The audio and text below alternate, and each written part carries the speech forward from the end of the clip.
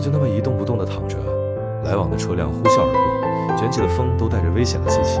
他那双眼睛里装满了惊恐，却又透露着一丝倔强的求生欲。我赶紧把他送到宠物医院，医生掐他的脚掌，他没有半点反应，四肢完全失去了知觉。拍了片子，骨头倒是完好无损。医生说，大概是受到了惊吓过度引发的神经应激，得住院治疗。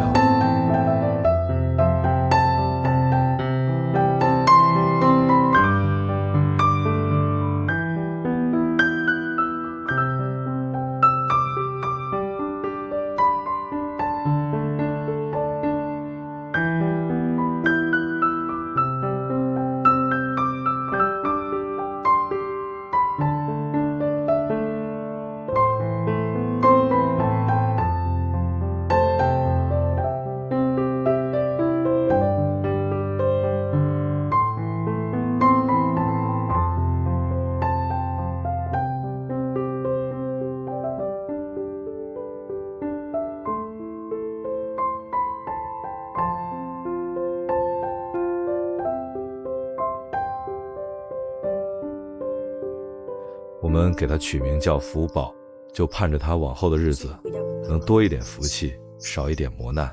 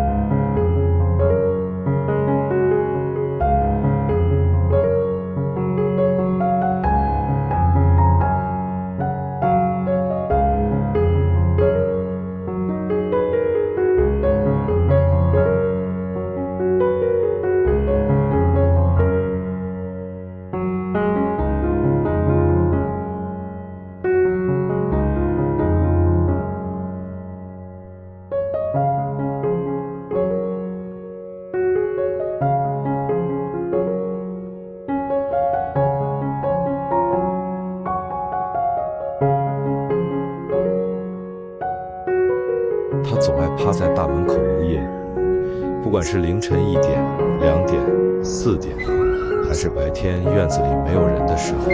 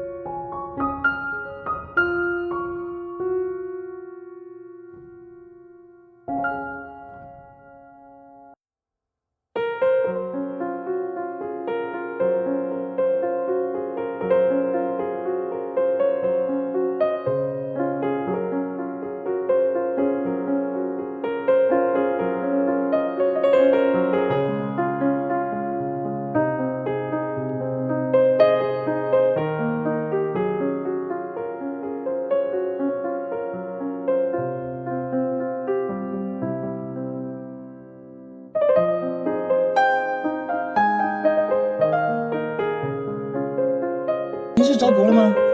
什么狗？小笨狗。那不是你的。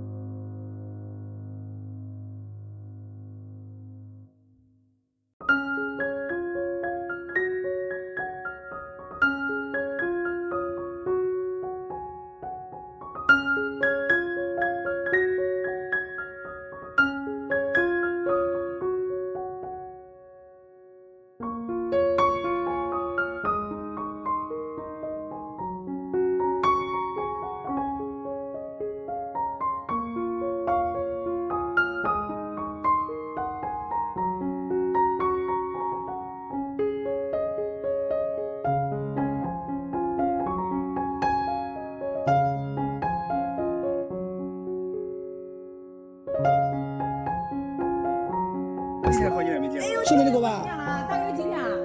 这个有，我觉得有1星期那一片。对，差不多。他今天一直不吃东西，不吃不喝的。你的主人来了，快看快看，终于找到。下金角沟了。下了吗？屋里那就院子里那几个狗是啥的吧？3个狗是它。黑的亮红的。它是不吃奶了吧？那小狗。不吃奶。